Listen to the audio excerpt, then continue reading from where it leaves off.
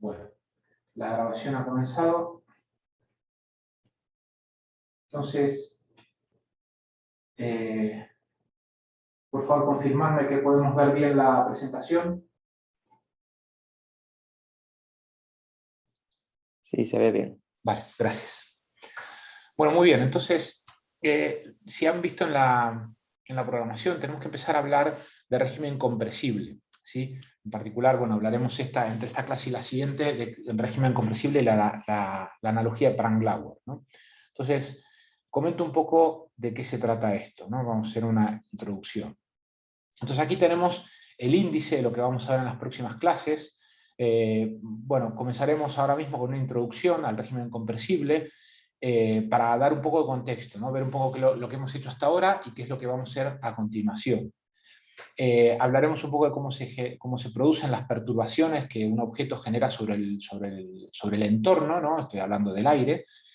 Definiremos los regímenes de vuelo, ¿no? Tanto la propagación de perturbaciones y los regímenes de vuelo es algo que ya hemos comentado allá lejos en tecnología y probablemente hayan hablado algo de ellos, de estos temas en fluidos, ¿sí? Pero bueno, los repasaremos aunque sea rápidamente para estar de nuevo en situación de lo que estamos estudiando. Y luego vamos a empezar a hablar de la teoría potencial linealizada en régimen compresible, ¿no? Aplicada a alas y a perfiles. ¿Qué es lo que vamos a hacer? Bueno, vamos a coger las ecuaciones que presentamos en las primeras clases, que presentó Ángel, el profesor Sanz en las primeras clases, ¿no? Las ecuaciones generales que parten de la mecánica de los fluidos, y vamos a ver cómo las podemos trabajar, linealizar, para justamente tener en cuenta los efectos de compresibilidad, ¿sí? Esto que digo, ahora en la introducción vamos a entenderlo y definirlo mejor, ¿sí? Hablaremos de la limitación transónica, ¿no? Que es lo que pasa cuando la velocidad de vuelo se acerca a más o igual a 1, y todo esto nos va a servir para llegar a la analogía de Prangt-Lauer, ¿sí? Esta analogía lo que nos va a permitir es utilizar la información que tenemos sobre el régimen incompresible subsónico, lo que hemos estudiado hasta ahora, ¿sí? ¿No? La información de perfiles de alas, y corregirla para el caso compresible, subsónico compresible, ¿sí? Pero bueno, vamos a ir adelante. Y luego dedicaremos algunas clases, 2 clases, a hablar de los perfiles en régimen supersónico, ¿sí? Bueno, eso tiene más temas, pero lo vemos en más clases. Entonces, bueno, sin más, vamos adelante. Entonces, ¿cuál es la situación que hemos hecho hasta ahora? ¿No? Para entender qué hemos hecho hasta ahora.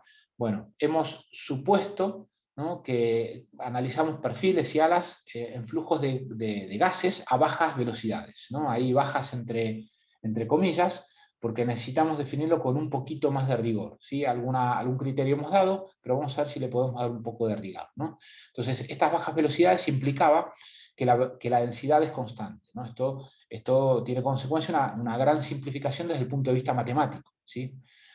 ¿Y por qué hacemos esto? ¿Por qué hemos hecho esta simplificación? Bueno, primero porque hay un rango de aplicación de interés práctico de la aerodinámica donde se cumple esta condición, donde uno puede considerar la densidad constante y aplicar todas las formulaciones que hemos estudiado, ¿no? Me refiero a lo que hemos estudiado para perfiles y para alas, ¿no? Donde se cumple esta condición, ¿no? Imagínense todo lo que es la aviación deportiva de bajas velocidades, también es aplicable a aeronaves que ahora están muy de moda, que vuelan en otras atmósferas como la de Marte, o que vuelan, por ejemplo, a grandes altitudes, a bajas velocidades, o también los vehículos no tripulados, que son pequeños y vuelan a relativamente bajas velocidades. Bueno, hay toda una gama de la aeronáutica donde esta hipótesis se adecua bien y podemos utilizar todas estas herramientas que estamos aprendiendo, ¿sí? Vuelvo a recordar y recomendar echarle un ojo, ver la conferencia que nos dio Alfonso sobre el uso de estas herramientas justamente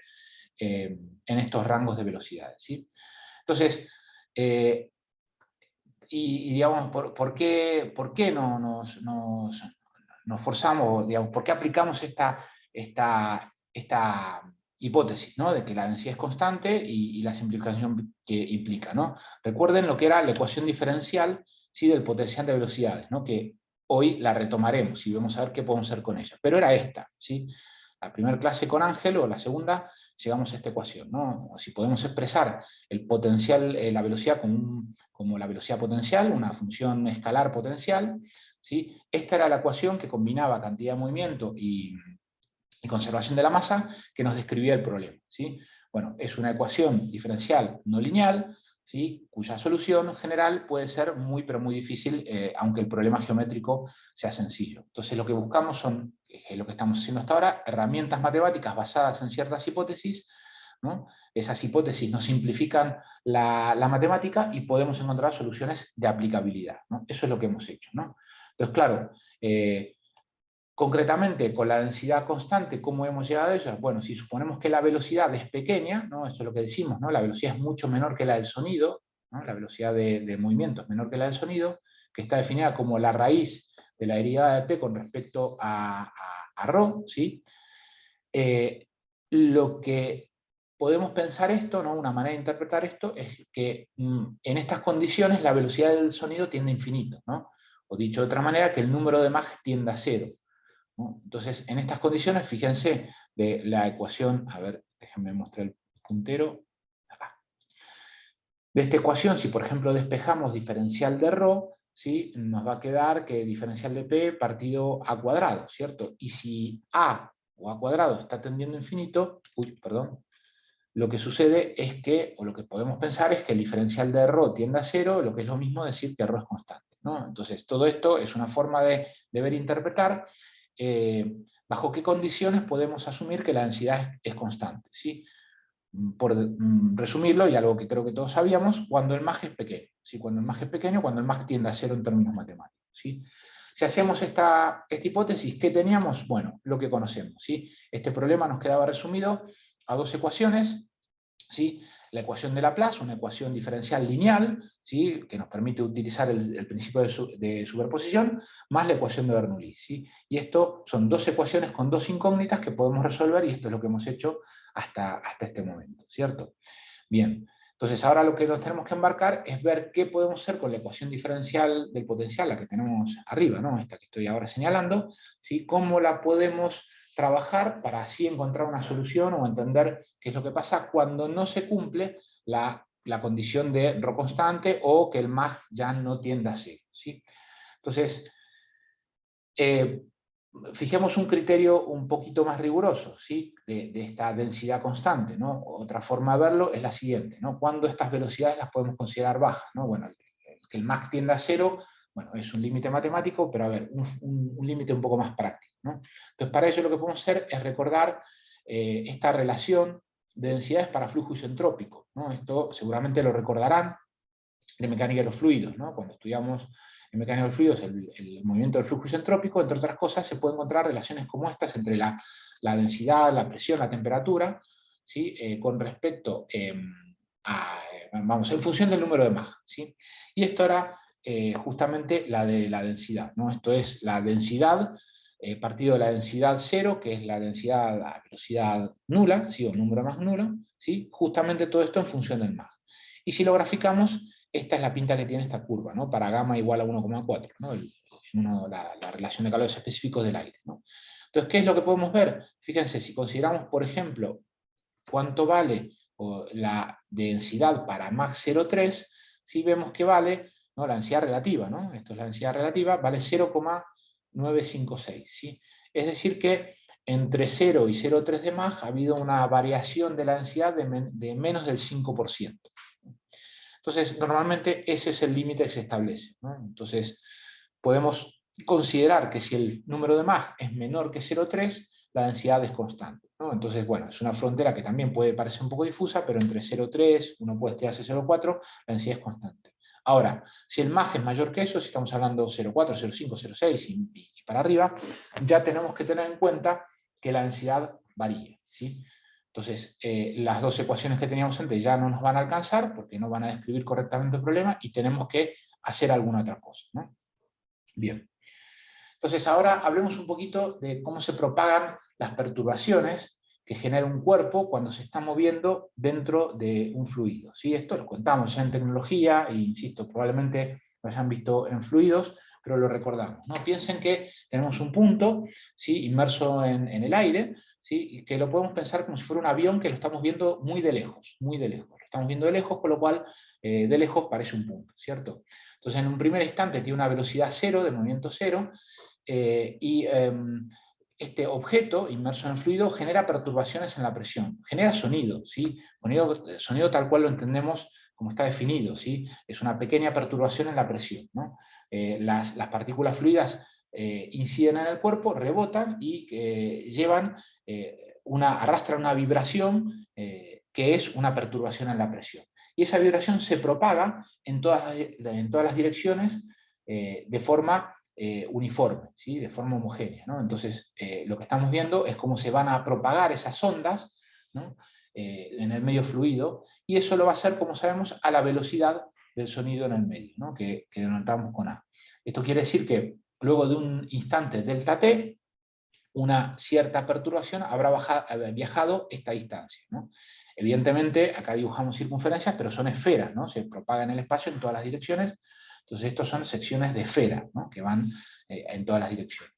Entonces, ¿qué es lo que pasa cuando el cuerpo se empieza a mover con una velocidad uso infinito que en principio consideramos menor que A, ¿sí? Menor que la velocidad del sonido?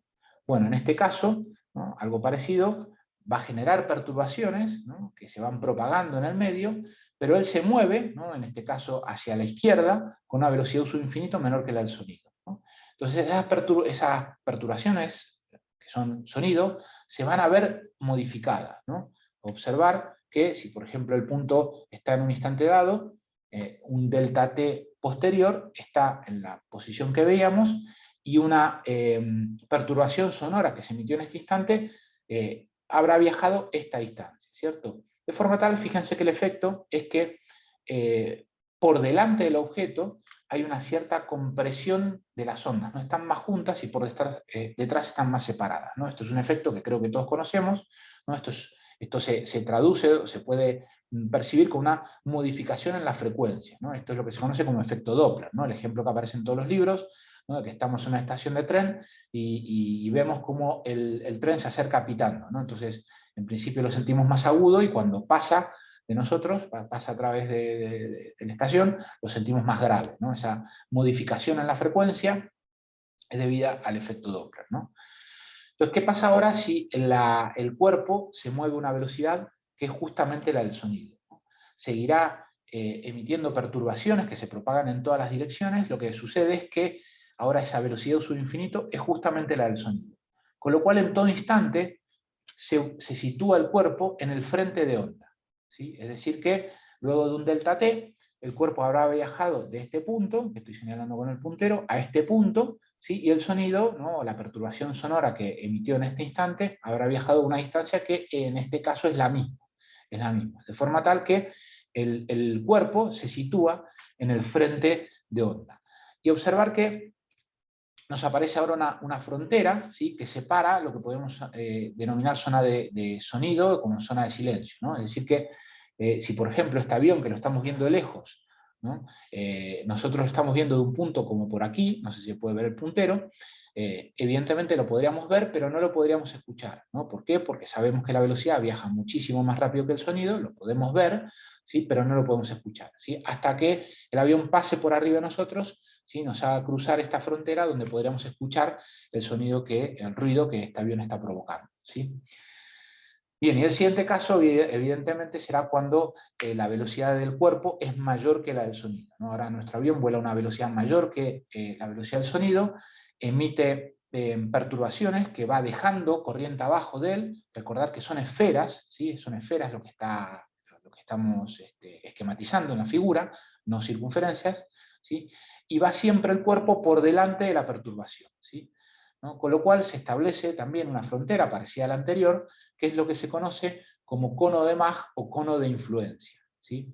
Es decir, que la perturbación que genera este cuerpo sobre el flujo, sobre el fluido circundante, solamente afecta a lo que está dentro de este cono de influencia. Nada de lo que está afuera se entera de que aquí tenemos un cuerpo que genera una perturbación y que se está moviendo a una velocidad mayor que la del sonido, ¿sí? Entonces, fíjense, ¿no? Con el mismo ejemplo, ¿no? En un instante dado, el cuerpo estaba aquí, emite una perturbación, el cuerpo luego de un delta t se mueve en esta posición, ¿sí? Y la perturbación que emitió en este momento, en este instante, en el instante inicial, habrá viajado a esta distancia, ¿no? Esta distancia. Entonces, observar que por simple trigonometría, ¿no? Podemos escribir que el ángulo delta, ¿sí?, que se forma el semiángulo del cono de influencia, ¿no?, lo podemos relacionar con el número de Mach de esta manera, ¿no? Observen que el seno de ese ángulo será A por delta t partido uso infinito por delta t, ¿no?, y eso no es otra cosa, ¿no?, que la inversa del número de Mach, ¿no? Entonces el ángulo que forma ese cono, o el semiángulo mejor dicho, lo podemos relacionar con el número de Mach, ¿sí? ¿Qué otras cosas podemos mencionar de este flujo? Bueno, fíjense que lo que también aparece, o podemos definir, lo que se conoce como cono de escucha, ¿sí? ¿Qué es esto? Bueno, que en este punto, donde tenemos el cuerpo, va a estar solamente influenciado por lo que tenemos dentro de este cono, que tiene el mismo semiángulo delta, ¿sí? ¿No? Cualquier perturbación que aquí aparezca, ¿sí?, dentro de este cono, podrá afectar a este punto, ¿sí?, y no lo que está fuera de él, ¿no? Por ilustrarlo de otra manera, ¿no?, si tenemos una perturbación, cualquier cosa, una modificación en las condiciones de contorno que se produzcan en el punto A, bueno, se van a propagar, ¿no?, con ese cono, ¿sí?, con ese cono de Mach o cono de influencia corriente abajo, ¿no?, de forma que en este ejemplo que estamos viendo no va a afectar a lo que tengamos en el punto B, ¿sí? Y esto que estamos así contando desde el punto de vista conceptual, ¿no?, lo que sucede cuando el movimiento es a una velocidad mayor que la velocidad del sonido, vamos a ver cómo se traduce en las ecuaciones, ¿no? Las ecuaciones van a cambiar el carácter, ¿no? Esta forma que se propaga una perturbación descrita por las ecuaciones, ¿no?, va a cambiar radicalmente con respecto al caso del caso subsónico, ¿cierto? Muy bien. ¿Alguna pregunta? ¿No? Te voy tirando, pero si hay alguna pregunta me interrumpen, ¿sí? Bien, ¿qué más? Entonces, acá resumimos, bueno, vimos 4 casos, pero los 3 quizás más relevantes, ¿sí? Cuando la velocidad es nula, la velocidad es menor que la del sonido, y cuando la velocidad es mayor que la del sonido, y las 3 condiciones que habíamos comentado, ¿cierto? Bien, entonces, fíjense, ¿no?, para ilustrar un poco, para ilustrar este cono que aparece, imágenes que probablemente hayan visto en internet, ¿no? Esto es un avión volando en régimen, este avión en particular, en esta imagen, está volando en régimen cerca del transónico, ¿no? No está volando en régimen supersónico, sino que su Mach debe ser cercano a 1, pero menor que 1, pero como sabemos, sobre el cuerpo aparecen cambios en la velocidad, ¿no?, concretamente aceleraciones, con lo cual el avión estará volando más alto, pero menor que 1, 0,9, 0,8, 0,9, ¿sí?, pero la aceleración que se produce alrededor de este cuerpo hace que en algún punto se supere la velocidad del sonido, ¿sí? Y aparece este cono de condensación, ¿sí? No saben que cuando aparece una onda de choque, una onda de Mach, hay un cambio abrupto en las condiciones del flujo, ¿no? Entonces, bajo ciertas condiciones, ese cambio de temperatura, ese cambio de presión, ¿sí?, y bajo ciertas condiciones de humedad, decía, aparece esta visualización, ¿sí? Entonces, fíjense, ¿no?, uno podría hacer una estimación de cuál es la velocidad del flujo en esa zona, ¿no? Si hacemos un triángulo donde la base es la unidad, ¿no?, ahí un poco a ojo, podemos sacar el ángulo de ese cono de Mach y vemos que está en torno a 62 grados, lo que da un Mach de 1,13. Si ese es el Mach local, ahí, no el Mach de vuelo, ¿cierto? Bien. Fíjense, acá hay otros ejemplos, ¿no? Es un pequeño video donde se muestran 2 ejemplos, ¿sí? Y se pueden ver los conos de Mach, se pueden ver las ondas de choque que generan dos vehículos, ¿no? Este es el Tupolev Tu-144, ¿no? Esto es un avión que desarrolló la Unión Soviética, similar o competencia al Concorde, ¿no?, un avión de transporte de pasajeros Concorde. Entonces, estas imágenes se han obtenido con fotografía Slidell, ¿sí? Es un tipo de fotografía que a través de espejos lo que se consigue es detectar cambios de densidad, ¿sí? Cambios de densidad. Entonces, bueno, pueden ver, acá hacemos lo mismo, fíjense, esto es un ensayo en túnel, con este tipo de filmación o fotografía, ¿no? Y este es el mismo avión visto de lado, ¿no? Entonces, haciendo ahí el mismo juego con los ángulos, vemos que el flujo sería de casi 2,5 de Mach, ¿sí? Entonces, bueno, esto es un ejemplo, y ahora va a aparecer otro ejemplo también un poco curioso, ¿sí? A ver si aparece. Bueno, esto es un ensayo que hizo en su túnel aerodinámico la Penn State University, ¿sí? Bueno, de un vehículo que me imagino que conocerán todos.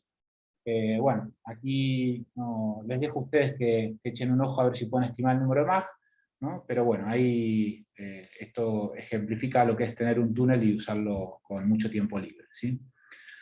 Entonces, si entendimos esto, o si hemos un poco hablado de cómo se propagan las perturbaciones, vamos ahora a definir también, más que definir, recordar, porque esto también lo hemos contado en tecnología, lo que llamamos regímenes de vuelo, ¿sí? Ahora pensamos ya no en un punto, no un punto que vemos de lejos, no un avión visto de lejos, sino pensemos en un cuerpo, ¿sí? Como puede ser un perfil, ¿sí? Vemos que, por ejemplo, si este perfil está volando un número de Mach subsónico, el número el 0,7 es un ejemplo ilustrativo, luego lo matizamos un poco. Sabemos que alrededor de este perfil, o de un avión o de un ala, va a haber cambios en la velocidad, concretamente, en particular en el extra 2, va a haber aceleración, ¿sí? Entonces, el régimen en el cual, ¿no?, la velocidad de vuelo hace que el flujo alrededor del cuerpo siga siendo subsónico es lo que llamamos régimen subsónico, sin más, ¿sí? Y hay un caso especial que es el régimen subsónico incompresible, que es lo que veníamos estudiando hasta ahora, ¿no?, donde el Mach de vuelo es menor a 0,3, ¿no?, lo que acabamos de definir, ¿no? Si seguimos aumentando el Mach de vuelo, por ejemplo, a Mach en torno a 0,8, lo que va a empezar a suceder es que en ciertas zonas del ala, o del avión, o del perfil, como aquí tenemos ilustrado, la aceleración va a hacer que aparezcan en principio un punto y luego zonas donde el flujo tiene Mach mayor que 1, ¿sí? Entonces, en esas zonas tendremos Mach mayor que 1, probablemente empiecen a aparecer ondas de choque, ¿sí? Ondas de choque. Si seguimos aumentando la velocidad, este fenómeno será más intenso, ¿sí? Las ondas de choque serán más intensos, la zona de Mach mayor que 1 más intensa, puede aparecer una zona de Mach mayor que 1 en el intra 2 con su correspondiente ondas de choque, ¿sí? Y si seguimos aumentando, podríamos tener configuraciones de flujo como la que vemos ahora, ¿sí? Todo este régimen que acabo de comentar, un poco rápidamente, entre 0,8 y 1,2 aproximadamente, de número más de vuelo, es lo que llamamos el transónico, ¿sí? Es un régimen de vuelo bastante complicado por el hecho de que tenemos combinación de zonas de flujo subsónico y flujo supersónico, ¿sí? Entonces, bueno, el estudio concreto de este régimen lo vamos a hacer en cursos superiores, y concretamente lo contamos o hablamos de él en el máster, ¿sí? Por su complejidad, ¿no? Entre otras cosas, no hay modelos matemáticos fiables que nos permitan analizar y describir este flujo. Entonces, casi toda la información, por no decir toda la información que tenemos sobre este flujo, que además tiene mucho interés porque es el rango, o es el régimen en el que suelen volar los aviones de transporte de pasajeros, ¿sí? Mach 0,80 y tantos, ¿sí? Tiene mucho interés. Digo que casi toda esa información es de origen experimental, ¿sí? Si bien hoy por hoy los métodos numéricos están haciendo aportaciones muy grandes, casi todo el conocimiento que se tiene es de origen experimental porque no tenemos herramientas matemáticos fiables para entenderlo, ¿sí? Luego, si seguimos aumentando la velocidad, podemos hablar de régimen de vuelo supersónico, ¿no?, donde ya todo el flujo alrededor de nuestro cuerpo, en este caso el perfil, será supersónico, y los cambios que esto va a implicar. Y luego también comentar lo que puede ser el régimen hipersónico, ¿sí? Se denomina régimen hipersónico cuando el Mach es mucho mayor que 1, ¿sí? Típicamente por arriba de 3, 5, ¿no? Eso es un poco vago el límite, pero bueno, supongamos 5, ¿no? Y ahí otra vez vuelven a aparecer cambios importantes, porque las ondas de choque están tan inclinadas que suelen interactuar con la capa límite, y también ahí, en este régimen, la complejidad es muy importante porque el aumento de la temperatura que se produce a través de la onda de choque, ¿no? Saben que a través de una onda de choque hay un aumento de la temperatura. Digo que el aumento es tan importante que puede haber reacciones químicas, ¿sí? Disociaciones del gas. Entonces aumenta mucho más la complejidad del análisis, ¿no? Y esto también lo estudiamos en el máster, ¿no? El flujo hipersónico, bueno, además de que hay aviones experimentales que viene estudiando la NASA desde la década del 60, ¿sí? También sucede flujo hipersónico en los vehículos de reentrada, ¿sí? En los vehículos de reentrada es donde también aparece flujo hipersónico, ¿cierto? Bien, entonces, ya empecemos a hablar, ¿no?, de la teoría potencial linealizada para régimen compresible, ¿no? Entonces ahora me voy a pasar a la pizarra, ¿sí? Pero por introducción, ¿qué es lo que vamos a hacer? Bueno, vamos a considerar un cuerpo, ¿sí?, un ala, por ejemplo, ¿no?, como la que tenemos aquí esquematizada, que vamos a conocer su geometría, ¿no? Eso de la función de z, z va a ser una función de x y de y, ¿sí?, que conocemos, ¿sí? Una particularidad que vamos a considerar, que z es relativamente más pequeña con respecto a X e Y, ¿sí? Vamos a considerar flujo estacionario. Con respecto al número de Mach, en principio no vamos a hacer ninguna hipótesis como teníamos hasta ahora, de que era menor que 0,3, ¿sí? No vamos a decir nada, luego matizaremos un poco esto que acabo de decir, pero en principio para cualquier número de Mach, ¿sí? Insisto, luego lo matizaremos. El flujo lo vamos a considerar irrotacional, ¿no? Con lo cual vamos a poder describir la velocidad como el gradiente de una función phi escalar, ¿sí? Como el potencial de velocidad, ¿sí? Entonces lo vamos a poder hacer así. Y también vamos a tener en cuenta las condiciones de contorno, ¿no? Y básicamente, ¿qué tendremos? Bueno, lo de siempre, sobre el cuerpo, ¿no? La velocidad normal o perpendicular a la superficie del cuerpo tiene que ser nula, ¿no? La velocidad es tangencial a nuestro cuerpo, ¿sí? También en el infinito, como antes, tendremos que la velocidad tiene que tender a uso infinito, ¿no? Es decir, que la velocidad lejos del cuerpo tiene que retornar a las condiciones corriente arriba. Y también en el borde de salida tendremos la condición de Kuta, ¿no? La que ya estudiamos. Esta condición vamos a ver que solamente se aplica en subsónico, en supersónico no, pero en principio en subsónico tendremos la condición de Kuta, ¿cierto? Bien, entonces, sin más, ahora me vuelvo a la pantalla, ¿sí? ¿Me confirman que se ve la pantalla? ¿Se ve? Sí, se ve. Bueno, muy bien. ¿Alguna pregunta hasta aquí? ¿No? Que fue un poco introductorio. Entonces, ahora vamos a justamente hacer lo que comentamos. Y vamos a jugar un poco con las ecuaciones para ver cómo podemos trabajar, ¿no? Entonces, por poner de nuevo el contexto, ¿sí? Lo que vamos a analizar es un ala, un cuerpo, ¿sí? Que dibujamos.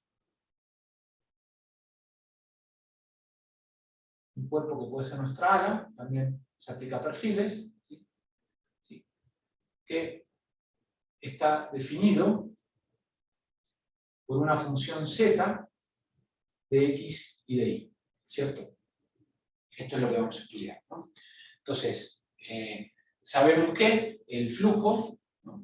La velocidad, esto está sometido a una velocidad de uso infinito, y el campo de velocidades, ¿no? Si el flujo sea rotacional, acabamos de decir que lo vamos a poder describir como el gradiente, ¿sí? De una función escalar, ¿no? Que esta función escalar será una función, en el caso más general, de x y z, ¿no? Para el problema estacionario, ¿no? El potencial de velocidades que tenemos. ¿Cómo se describe la ecuación? El Teams abierto y alguien me está llamando. Perdón, ¿eh?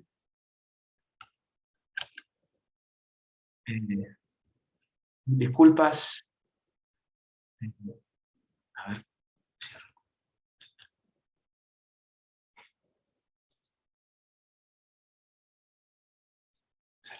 Bueno, mil disculpas, ¿eh?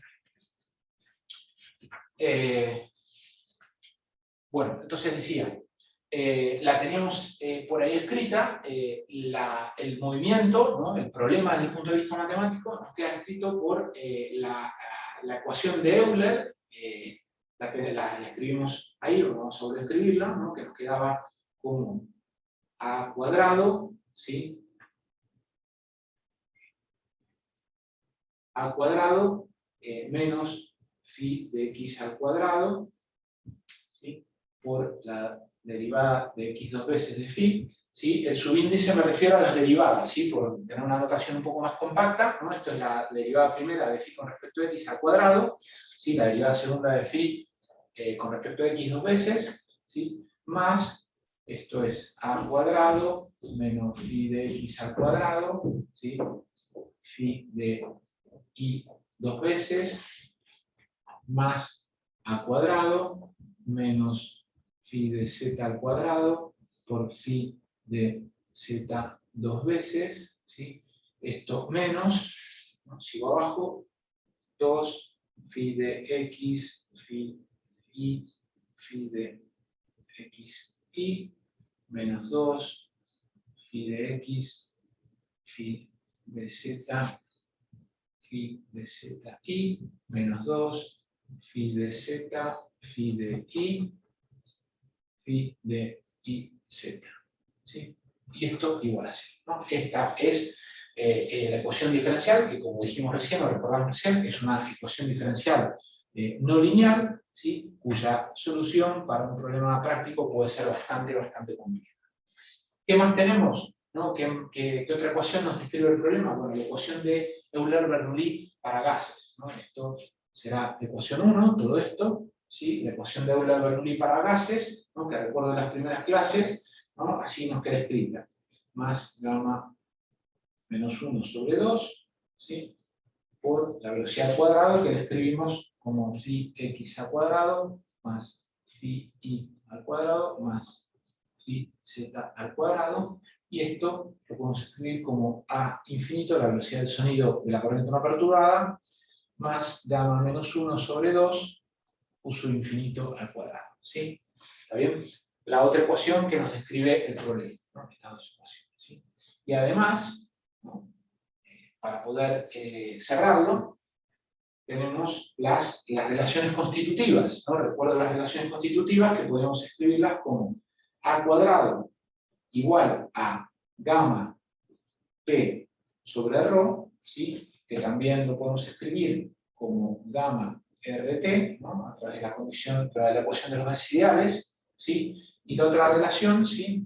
Para flujos isentrópicos, que nos decía que p sobre rho, o partido rho elevado a la gamma, es igual a p infinito partido rho infinito elevado a la gamma igual a constante, ¿no?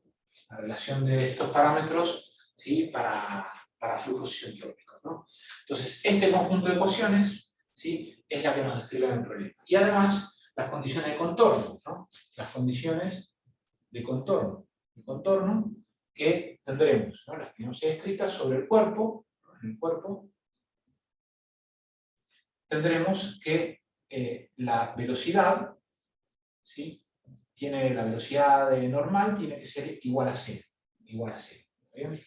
Entonces, ¿cómo podemos escribir? Y ya empezamos a jugar. Bueno, recuerdo, ¿no? Lo que vamos a hacer. Lo que vamos a hacer es empezar a trabajar para tratar de linealizar estas ecuaciones, y en particular esta, ¿no? Y a partir de la ecuación linealizada, ver qué soluciones podemos encontrar, ¿no? Pero bueno, ya empezando a trabajar, ¿qué podemos hacer con la condición de contorno, ¿no? Para el caso que vamos a estudiar, si tenemos el cuerpo definido como z igual a f de x y una f de x e y, ¿no? Esta ecuación, o la condición de contorno, ¿no? Nos puede quedar escrita como phi de x por f de x, ¿no? La derivada con respecto a x de esa función que se supone que conocemos, más phi de y por f de y, ¿no? La derivada de aquella función con respecto a y, menos phi de z, ¿sí? Y esto es igual a 0.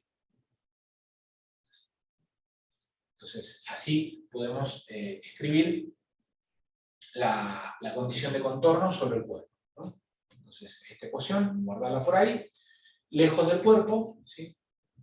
Lejos del cuerpo, ¿qué más vamos a tener? Que phi de esta función de x y z, ¿no? Vamos, el potencial de velocidades, ¿no? X y z, ¿sí? Cuando x tiende a infinito, esto tiene que ser igual a uso infinito de x, ¿no? El potencial de velocidades, ese tiene que ser lejos del cuerpo, ¿no? Tanto corriente arriba como corriente abajo, ¿no? Y en el borde de salida, ¿no? Esta es una condición, otra condición, en el borde de salida, ¿sí? Tenemos la condición de Coulomb, ¿sí? La condición de Coulomb, ¿no? Y esto, como comenté recién, va a ser solo en subsuelo. Solo en subsuelo. ¿Está bien? Bien. Entonces, vamos a empezar a trabajar y a linealizar, ¿no? A ver cómo podemos linealizar esta cosa. A ver dónde puedo borrar. Bueno, voy a volver a borrar y seguir acá para aprovechar al máximo la pizarra, ¿sí? Entonces, ¿cómo vamos a encarar la linealización de este problema? Lo que vamos a decir es lo siguiente, ¿sí?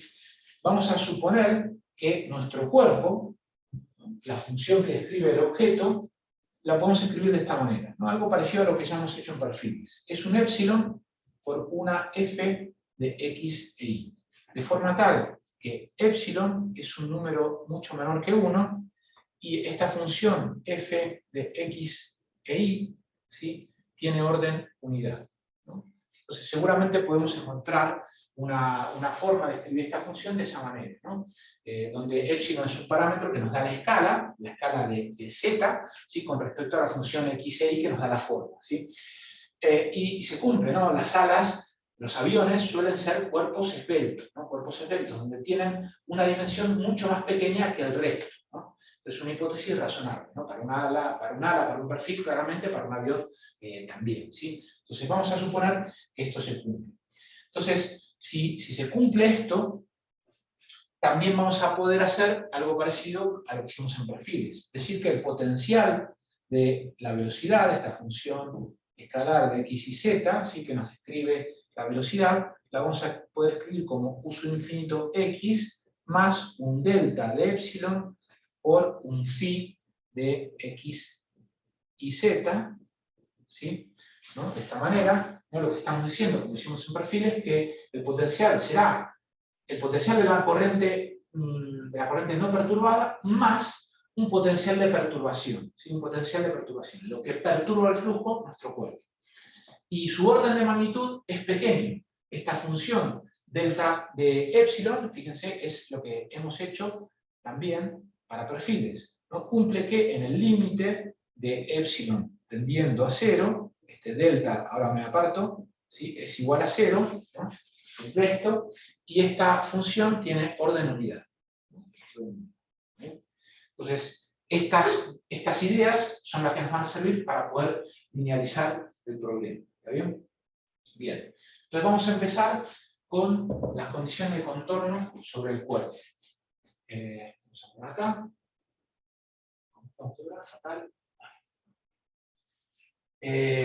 Voy a tener que borrar la ecuación, ¿sí? O sea, luego en un momento vamos a empezar a trabajar sobre ella, ¿sí? Espero que la tengan copiada. Bueno, la tienen también disponible en el libro, o sea que bueno, pueden volver a echar un ojo, ¿sí? Lamentablemente con esta pizarra nos pasa esto, ¿no? Tendría bien tener estas ecuaciones para seguir viéndolas, pero bueno, con suerte queda poco. Y el año próximo ya estamos con las clases presenciales de nuevo.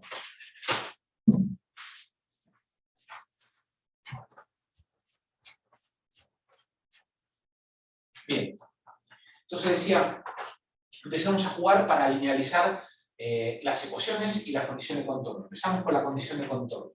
Entonces, simplemente vamos a, en las derivadas de phi, la vamos a reemplazar por la expresión que acabamos de plantear para nuestro potencial de velocidad, ¿no? Entonces, esto sería condición de contorno linealizada, ¿sí? O sea, ¿sí? La que es sobre el cuerpo. Entonces, ¿cómo será la derivada de phi respecto de x? Bueno, si vemos ahí, la podemos escribir como u sub infinito, ¿sí?, más delta por phi de x, ¿no? Phi de x por epsilon de fx, más delta phi de x, ¿sí?, epsilon de f de y, esto, perdón, x, ¿no?, y, ¿sí?, menos delta phi de z, y esto igual a 0. ¿Sí? Entonces, esto, digamos, el hecho de expresar tanto la geometría como la condición de contorno en términos de un parámetro que nos da el orden de magnitud, nos sirve, como ya nos ha pasado, para hacer lo que podemos ver ahora, ¿no? Podemos identificar el orden de magnitud de los diferentes términos que aparecen en una ecuación, ¿no? Entonces, ¿qué es lo que vemos? Fíjense que este término, este que tenemos acá, ¿no?, que distribuyendo el epsilon f de x, ¿no?, es muy pequeño, ¿sí? Es un parámetro pequeño por otro pequeño, por lo cual este término lo vamos a poder despreciar, ¿cierto? En este segundo término, o tercero si quieren, nos pasa lo mismo, ¿no? Está multiplicando delta, que es un parámetro pequeño, por epsilon, por lo cual lo podemos despreciar también. Son términos muy pequeños. Y la cosa nos queda entonces como u sub infinito, ¿sí?, por epsilon f de x, que va a ser igual, bueno, escribo así, delta por phi de z, ¿sí? Observar que sin perder generalidad, como ya hemos hecho en perfiles, podemos asumir que esta delta de epsilon, ¿no?, que está relacionado con epsilon a través de ese límite, lo podemos asumir que es igual a epsilon. ¿Sí? Esto no se pierde mayor generalidad. De forma tal que podemos escribir la ecuación, ¿sí?, la ecuación como phi, la condición de contorno, ¿no?, partido su infinito, ¿no?, esta derivada particularizada en z igual a epsilon f de x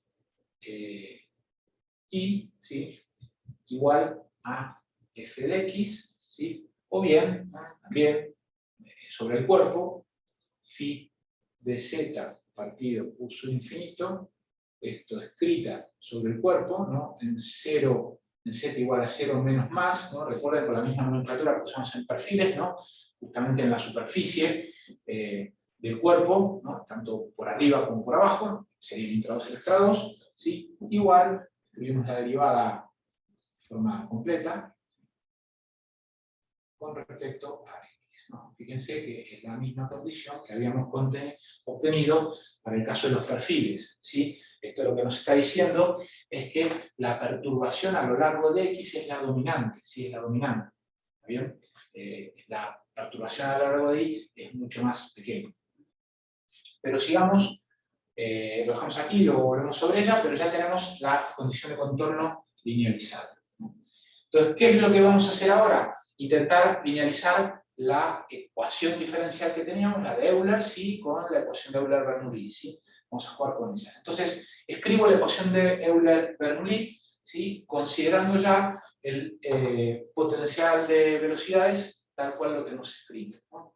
Entonces, recuerdo que sería a cuadrado más gamma menos 1 sobre 2, ¿sí?, por la velocidad al cuadrado, ¿sí?, que la podemos escribir como u sub infinito al cuadrado más 2 delta u sub infinito phi de x más, acá me estoy saltando algún paso, ahora lo cuento, déjenme terminarla, a infinito al cuadrado más gamma menos 1 sobre 2 u sub infinito al cuadrado, ¿no?, la ecuación de Euler-Bernoulli. Entonces recuerdo que aquí teníamos la derivada de phi respecto de x al cuadrado, más la derivada de phi con respecto de y al cuadrado, más la derivada de phi respecto de z al cuadrado, ¿cierto?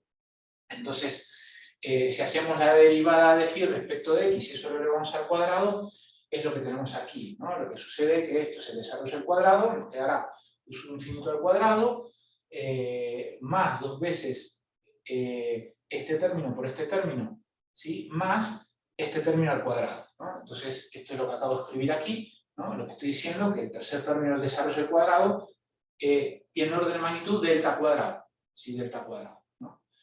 Y lo mismo pasa con las derivadas de phi con respecto de y de z, ¿no? Cuando derivamos esto con respecto de y de z, nos va a quedar, este término en la derivada desaparece, ¿sí?, las derivadas de phi con respecto a x y z, ¿no?, que van a estar al cuadrado, ¿no?, y como tenemos acá el delta, son términos de orden de magnitud delta cuadrado, ¿sí?, por lo cual ya nos los estamos cargando, ¿sí?, los eliminamos por ser términos pequeños, ¿sí?, un parámetro pequeño elevado al cuadrado.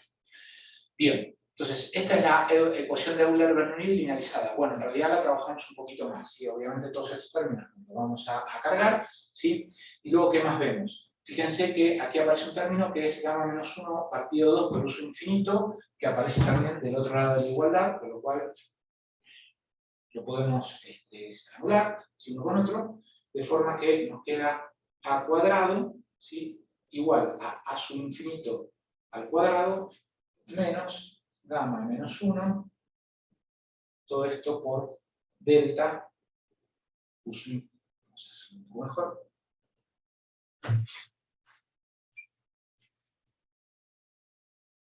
esto es delta, por uso infinito, ¿sí?, por phi de x.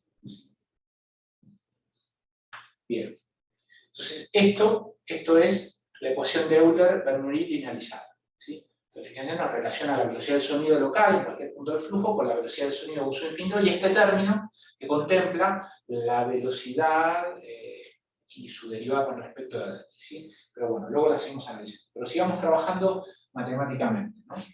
Entonces, ¿qué es lo que vamos a hacer ahora? Déjenme borrar esta parte del pizarrón.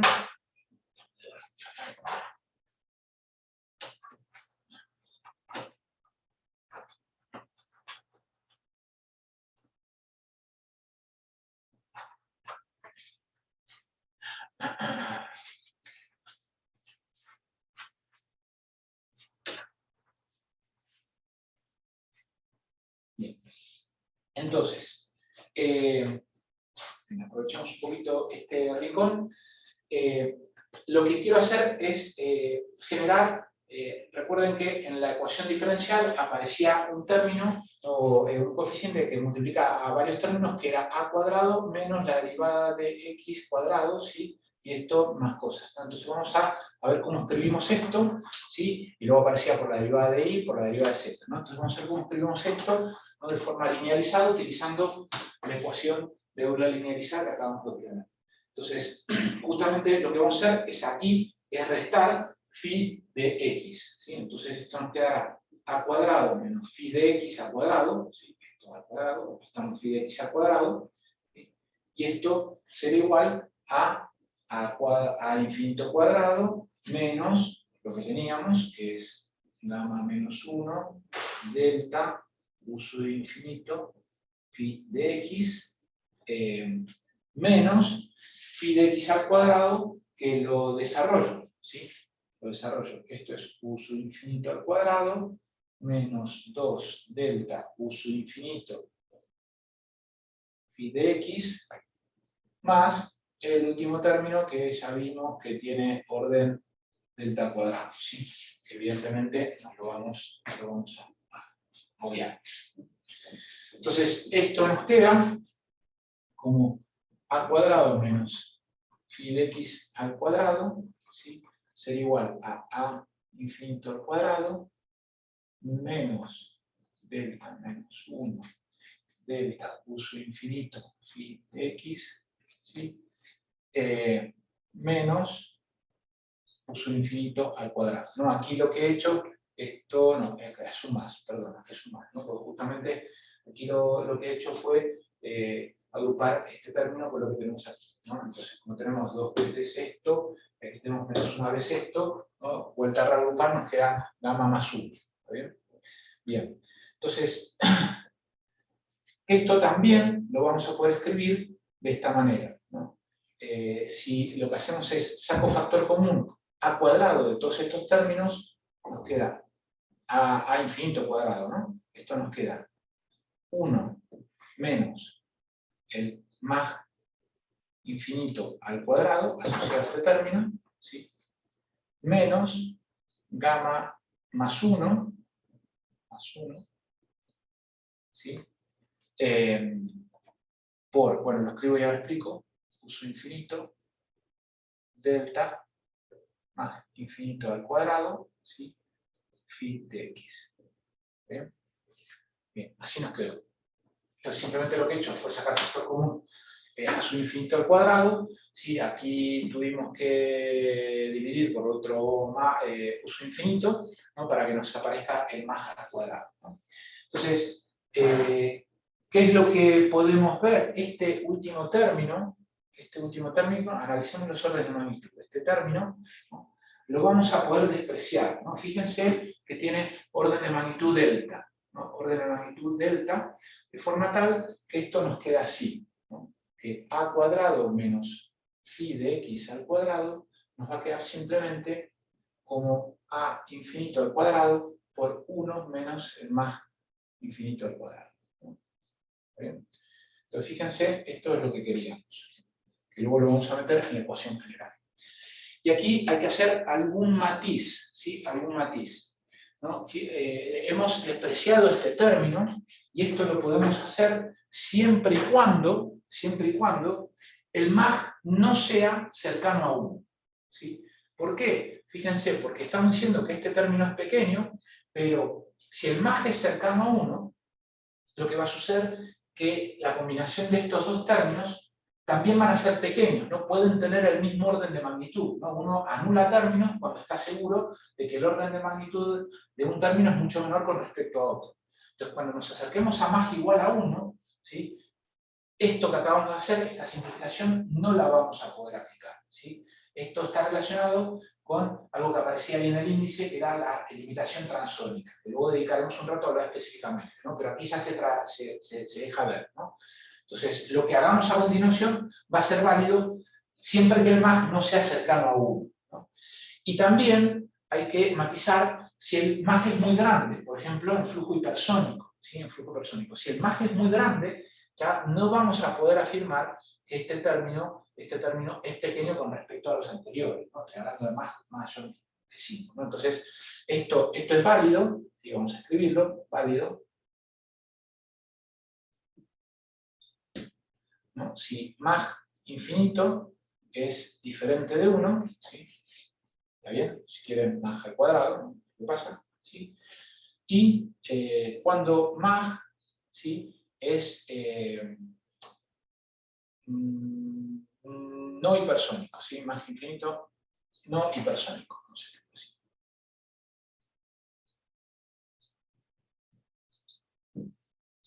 ¿sí? En resumidos cuentos, lo que estamos haciendo es válido para subsónico, ¿sí? Subsónico compresible, si queremos, todo el rango subsónico, y supersónico. Entonces hay solamente dos rangos, MAG cercanos a una unidad y MAG muy, muy grandes, donde esto no es aplicable, ¿sí? Muy bien. Entonces, bueno, me quedan muy pocos minutos, no me va a dar tiempo, vamos a hacer un esfuerzo a ver si conseguimos. Entonces, de la misma manera que hicimos este procedimiento, fíjense lo que hice, partí de la ecuación de Euler no linearizada, le resté phi de x al cuadrado y tiramos para adelante. Ahora lo que podemos hacer es restarle phi de z y phi de i al cuadrado, ¿sí? Las derivadas del potencial de velocidad con respecto a y z, ¿sí? Y hacer un desarrollo análogo hasta llegar a algo parecido, ¿sí? Eso se los dejo, ¿no? Para que lo hagan, y esto va a quedar más o menos así, ¿sí? A cuadrado menos phi de i barra z al cuadrado, ¿sí? Esto es la derivada, esto puede ser i o z, ¿no? No es la derivada de i y después de z, ¿sí? Por eso como una barra, ¿eh?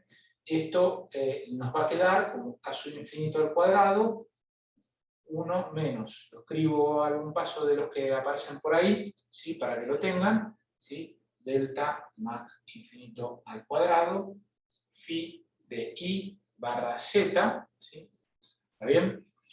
Y vamos a llegar a esta expresión con unos pasos totalmente análogos, donde podemos ver que efectivamente tenemos un término que es pequeño con respecto al anterior, de forma tal que aquí nos queda más sencillo, ¿sí? Que a cuadrado menos phi i z al cuadrado, ¿sí? Esto va a ser igual, simplemente, o aproximadamente igual si quieren, a infinito al cuadrado. ¿Estamos de acuerdo? ¿Sí? Bien, entonces por la hora lo voy a dejar aquí, seguimos la próxima clase, pero para, por favor, echar un ojo o antes de la clase que viene repasarlo rápidamente. Lo siguiente que vamos a hacer es estos términos que acabamos de obtener, ¿sí? Esto y estos tres, ¿no? Porque aquí tenemos uno y aquí tenemos dos, se corresponde a i y a z, los vamos a meter en la ecuación diferencial, ¿sí? Y junto con también lo mismo las derivadas del potencial de velocidades expresado como u sub infinito de x más el potencial no perturbado, el potencial perturbado, ¿sí? Entonces lo que vamos a conseguir es la ecuación esa linealizada. Bueno, pues nada, lo voy a dejar aquí y seguimos la próxima clase. Como siempre, voy a cortar la grabación y me quedo un rato más por si hay alguna pregunta de todo esto, ¿sí? Y si no, bueno, ya nos vemos la próxima clase. Hasta luego. Hasta luego, muchas gracias. Hasta luego, gracias. Hasta luego. Adiós, gracias. Hasta luego.